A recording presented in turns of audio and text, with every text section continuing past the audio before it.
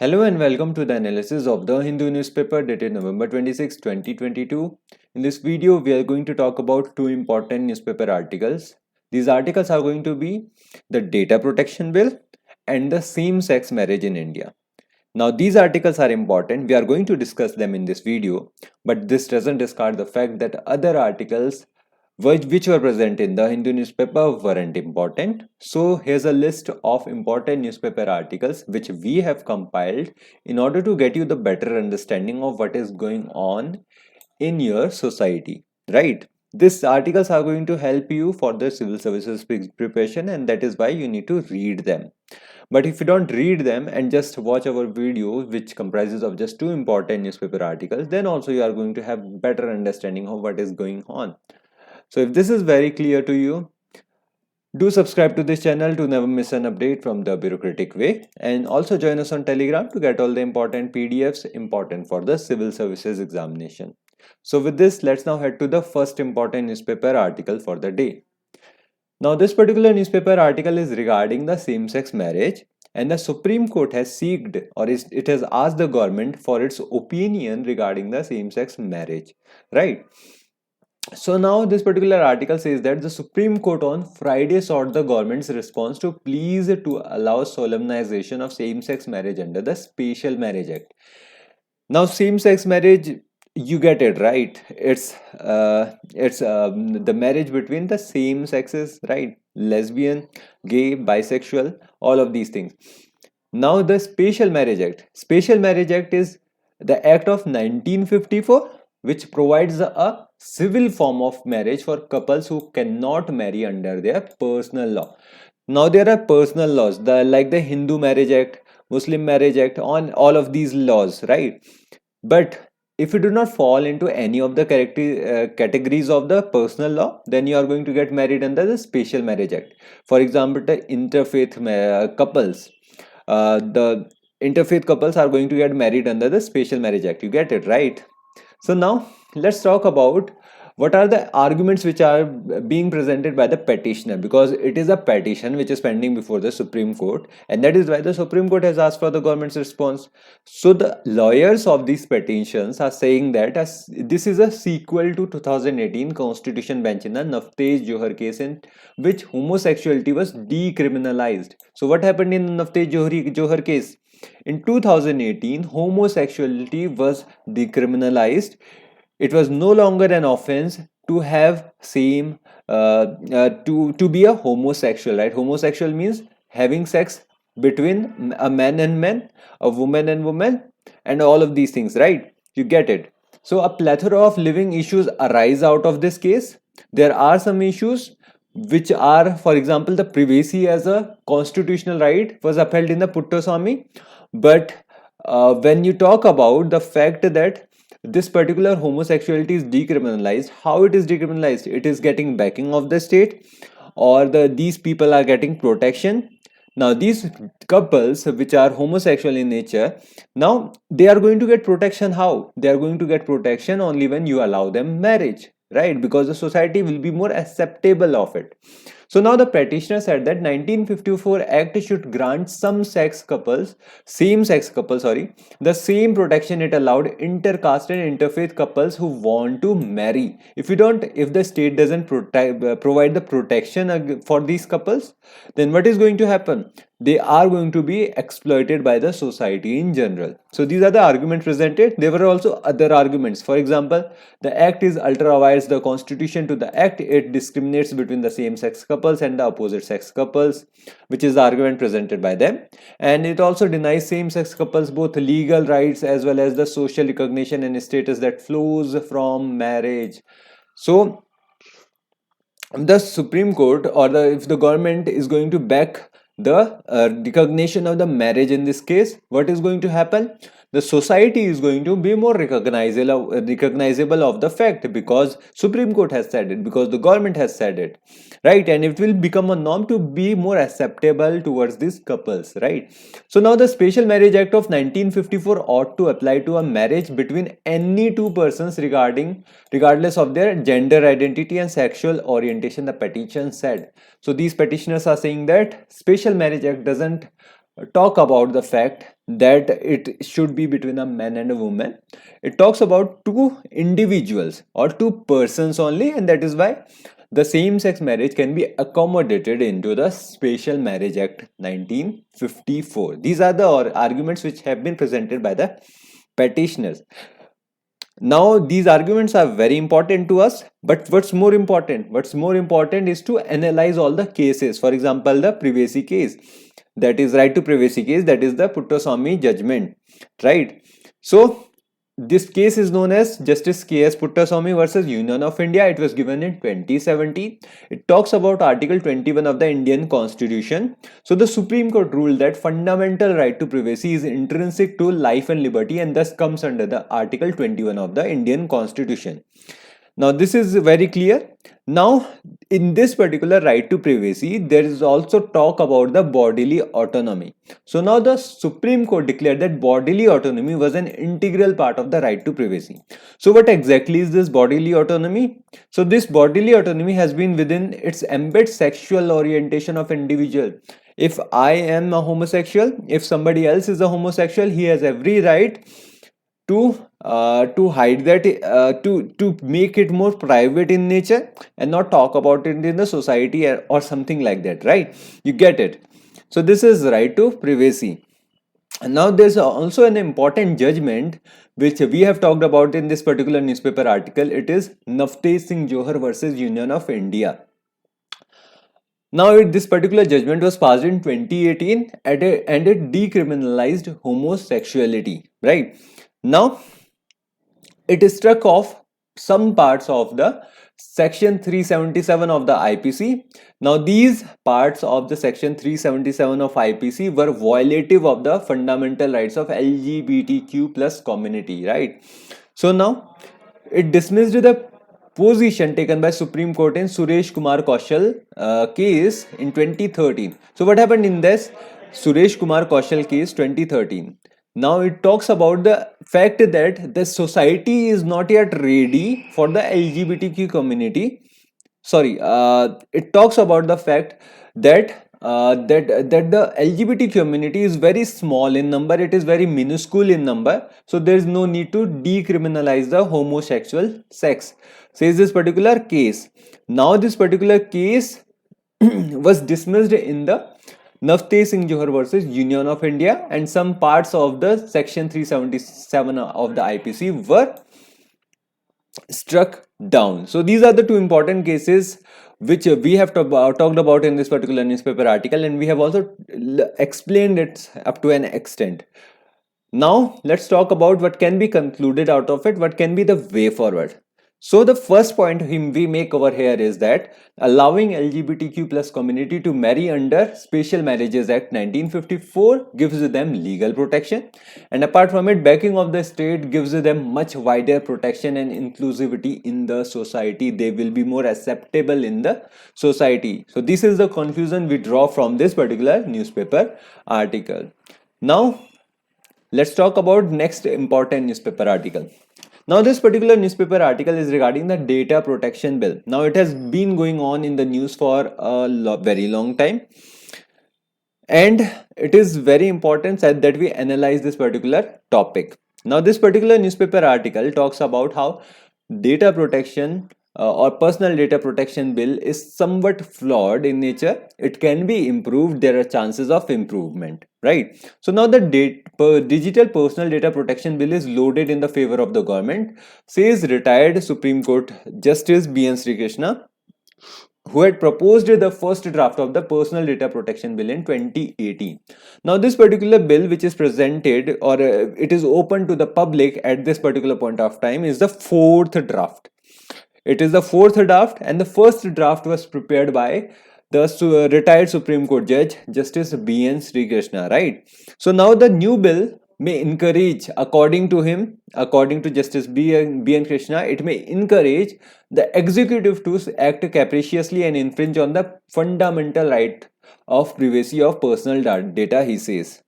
Now how it is going to happen, we are going to discuss about it. It will come under the criticism of this particular bill. But first we will talk about the key features of it. We will talk about this particular bill, and then we are going to criticize it some up to an extent, what improvements can be made in it, right? So now if we talk about this particular bill, then it came into being in like around 2018. So after a year of consultations and deliberation, the PDP bill, drafted by an expert committee headed by Justice B.N. Sri Krishna, is presented to the METI, that is Ministry of Electronics and Technology, right? So now it subsequently METI begins drafting the new next iteration of the bill. And in December 2019, the PDP bill 2019 prepared by the METI is referred to a joint parliamentary committee for review. In December 2021, after the multiple extension and leadership change, the JPC chairperson tabled the report of the JPC, that is Joint Parliamentary Committee, presented its own report on the PDP Bill 2019, as well as the Draft Protection Bill 2021 was prepared in the Parliament, or it was presented in the Parliament. In August 2022, on August 3 this year, METI withdrew the 2021 bill, stating that a more comprehensive legal framework will be presented soon. And now, in the month of November, we are seeing the fourth draft of the Data Protection Bill, which has been presented for the public review or the scrutiny, right? So now what are the key features of this particular bill? So the first feature is the data principal and data fiduciary. Now according to this bill, the data principal is going to who is going to be the data principal? There is going to be a data principal, and this data principal is going to be the individual whose data is being collected. Now under the definition of this particular data principal comes with individual, company, firm, state, etc., which decides the purpose and means of the processing of an individual's personal data. Now we also have what is known as now how do we define the personal data? So under this particular law, personal data is any data by which or in relation to which an individual can be identified. An individual can be identified with this particular data. This is the definition of the personal data. Now the processing means the entire cycle of operations that can be carried out in respect of the personal data. So right from collection to the storage of the data would come under the processing of data as per the bill. So this is all about the personal data and processing. So first one is the personal data. Personal data is going to be what? About the individual. Any data regarding the individual is going to be known as the personal data. Now processing means the entire cycle of operation of with respect to the data. Alright, so this is the definition of the personal data in the processing. Let's now talk about individuals' informed consent. So the bill also makes it clear that individuals need to give consent before their data is being processed, and every individual should know what items of personal data a data fiduciary wants to collect and the purpose of such collection and further processing. So before giving any of the data, you have the right to ask what is the purpose of this particular action you are going to do. What is the purpose of asking for the personal data? And individuals also have right to withdraw consent from a data fiduciary. Now data fiduciary can be anything from a company or the state, it can be, right? So the bill also gives the consumers the right to file a complaint against a data fiduciary with the data protection board in case they do not get satisfactory response from the company. And we also talk about the language of the information. So this particular information is to be imparted through all the languages given in the 8th schedule. So all the languages which are in the 8th schedule, access to basic information will be provided in these languages. Alright, and if we talk about who are the significant data fiduciaries, then the bill talks about the significant data fiduciaries who will deal with high volume of the personal data. So the central government alone is going to define who is designated under this category based on the number of factors ranging from the volume of personal data processed, the risk of harm to the potential impact on the sovereignty and integrity of India. Now government can define it. Now this poses a kind of a problem, and we are going to talk about that problem in the criticism of this particular bill. But for now, let's talk about the data protection officer and how it is going to, or how the data is going to be audited, right? So now the such entities will have to appoint a data protection officer. Now this data protection officer is going to be from that particular company in which is collecting the data, and they will be the point of contact for grievance redressal. They will redress your grievances. They will talk about your grievances, whatever the grievances you have. They will answer them, and they will also have to appoint an independent data auditor who shall evaluate their compliance with the act. An independent data auditor from outside the company is going to see the matters if the company is complying with this particular act, all right, and when it comes into fruition, right? So now we also have right to erase data or right to nominate. So what happens in the case when we want to withdraw our consent from the data collection or any kind of data? So the data principals, that is the individuals, the government or the state, whatever it is, it's the company, whatever it is, the data principals will have the right to demand the erasure and correction of the data collected by the data fiduciary. Data fiduciary is what? The company which is collecting the data.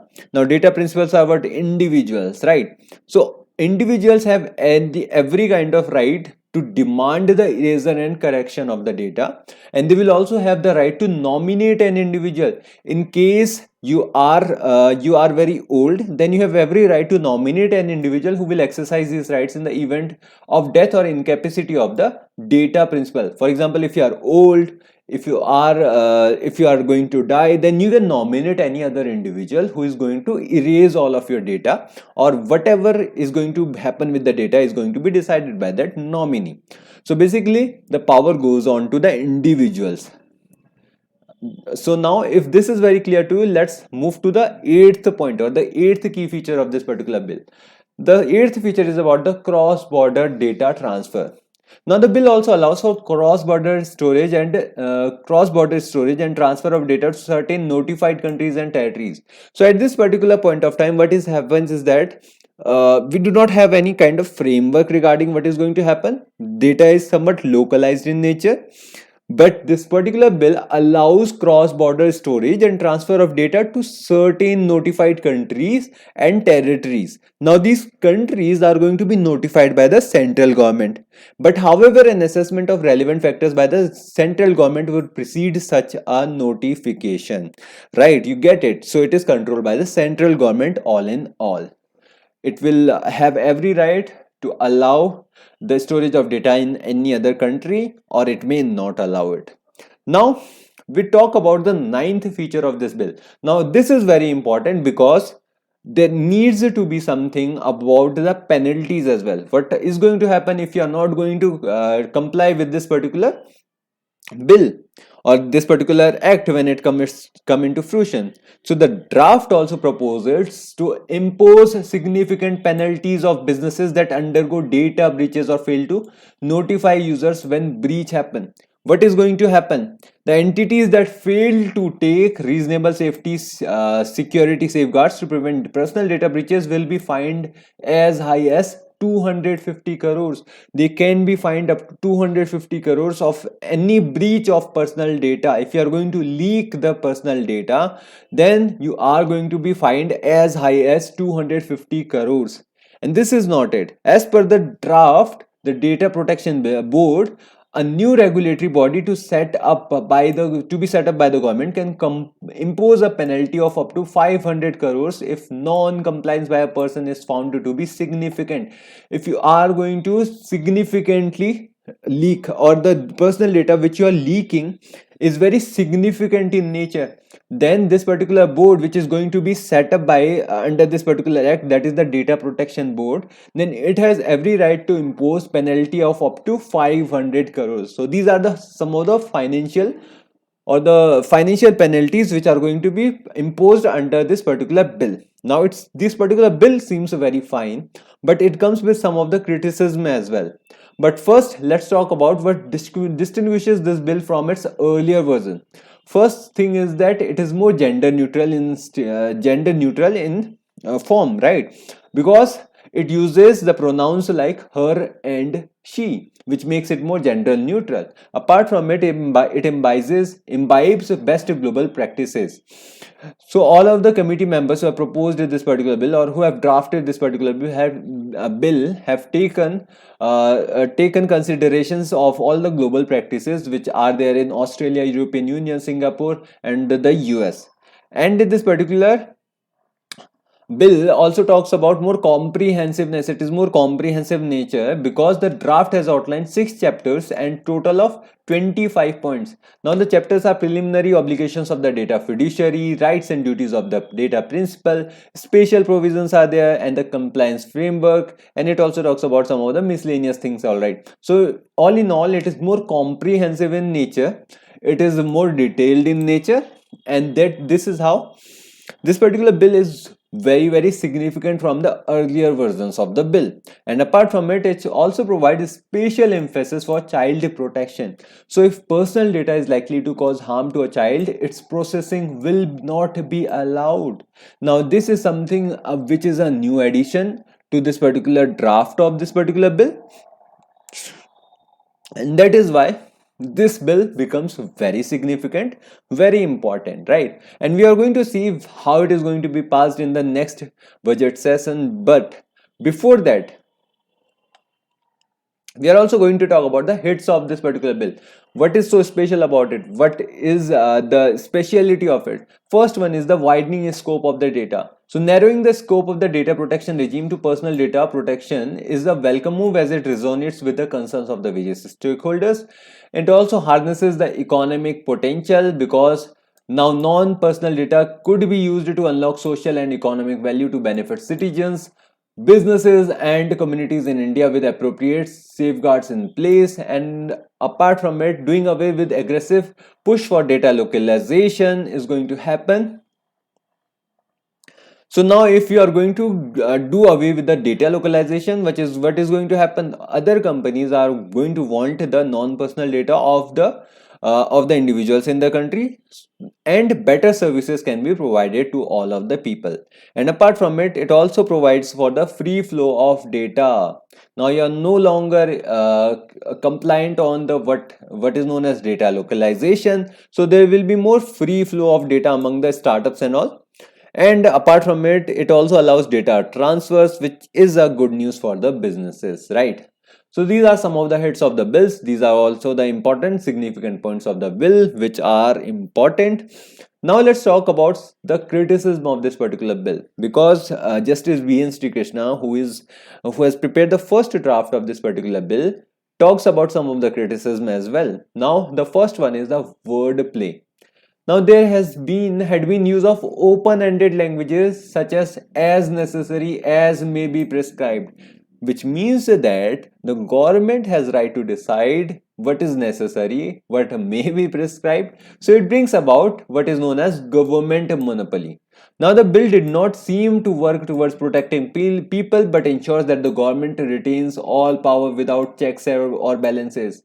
And apart from it, this particular bill also has exemption provisions. So the government has been given the power to exempt not only government agencies but any entity that is collecting user data from having to comply with the provisions of this bill when it is signed into law, which is the other criticism of this particular bill, significant criticism of this particular bill. And apart from it, there is no protection against the data breach. So executive in India has a track record of exploiting the to expand its powers. Now there is no right for compensation to individuals in case of data breach, and they have no right to data portability, which becomes a very serious issue, right? Because the data breach of any individual, it affects them a lot. And that these are some of the criticism of this particular bill. On these fronts, changes can be made.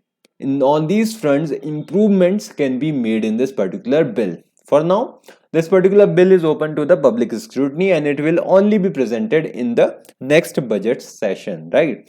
So before that, whatever you have to talk about it, you can talk about it because it is open from the scrutiny. All right. So this is it regarding this particular newspaper article. Now let's talk about the conclusion of this. What are the conclusions we draw from it? So the first conclusion we draw is that crafting such crucial legislation is no mean task, and it may require some more trial and error to succeed. And apart from it, definitely it will involve some time and deliberation to arrive at a comprehensive legal framework. So we need to be patient about it at this particular point of time. So this is it regarding this particular newspaper article, and this is it for the day. Thank you from my side. Do like and share the video and subscribe to this channel. Have a good day. Bye.